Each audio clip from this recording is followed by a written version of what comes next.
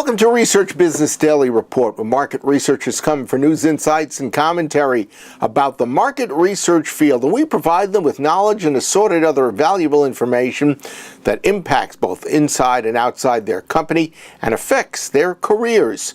Today on RBDR, where marketers find their most success with the use of social media, followed by a new learning that underrepresentation and overrepresentation is taking place when you put together a crowdsourced group. RBDR is sponsored today and this week by the Video Testimonial service, which combines the marketing effectiveness of video with the important input of a customer who's actually experienced your services. A video testimonial brings your product or service, your expertise, and the quality of your work to life. We do it by speaking to your designated customer, someone who you've helped solve a major problem for. And then we present their loyal, highly satisfied customers' positive experiences with your business in a live video. Your website is the optimal location to place your video testimonial because 80% of buyers, it turns out, check out a provider's website as they make their decision about whether to use that company or not. Further, referrals are something we all covet, but if you want to have an effective referral, it has to really show that you've got a good reputation, that you have expertise in your field, and that you have visibility and viability. You got to pass all three tests, and all of those are established on your website, where again, the video testimonial can have great impact. And consider that your website overall elevates potential customer perceptions about you from the most basic awareness level, which we're all at right now, and you can take it across a continuum that elevates you to a consideration set. And if you do everything right, all the way up to advocacy.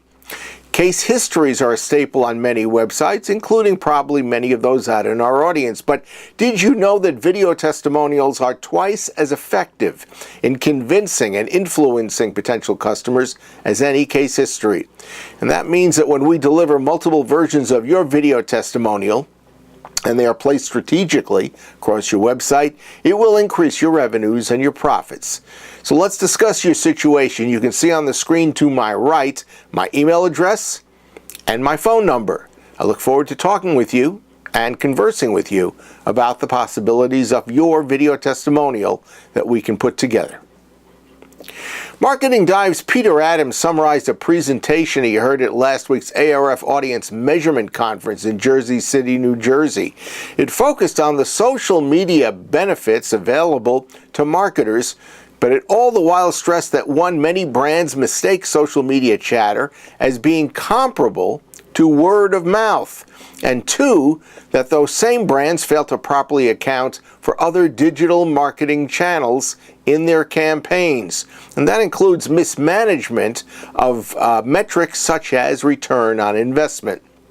Engagement Lab's CEO Ed Keller stated the need to understand navigating offline word of mouth and social media, emphasizing that they are not the same. Keller believes social media is analogous to the tip of an iceberg. In other words, that there is a larger, different-shaped body underneath the surface of most social media commentaries. Thus, he asserted, brands need to go beyond the obvious baseline comment that they see on social media and to research and understand how consumers are actually using social media from day to day. In other words, the broad tastes and the desires that are expressed in social media that we all can read are insufficient when it comes to reaching a conclusion about these people.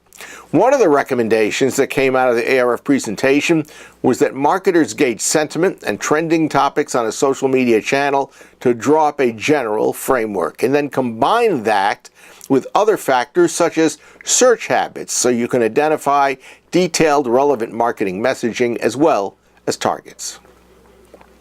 Moving on, a study from the University of California, San Francisco compared sample from a standard telephone service with that has been collected for crowdsourcing in the health and medical research field.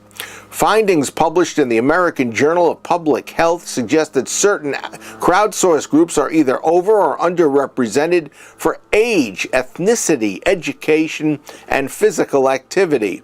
The project suggested that attention be paid to determination of which populations are and those that are not reachable using remote electronic data collection platforms that are used for crowdsourcing.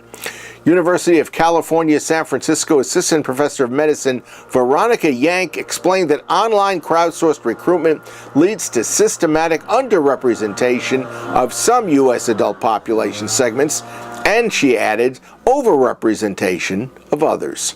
The bottom line, policymakers, she said, funders of research and researchers themselves should be explicit about the advantages and limitations of relying on crowdsourced data, especially when underlying socio-demographic characteristics or health variables which may influence health outcomes. Now this special message. My granddaughter Nava, say hi Nava. Hi, Nava. And my grandson Kobe here for a couple of weeks, and they have been watching me tape RBDR every day. I want you to say hi to the audience. Will you wave hi? Hi. Come on, wave. Hi.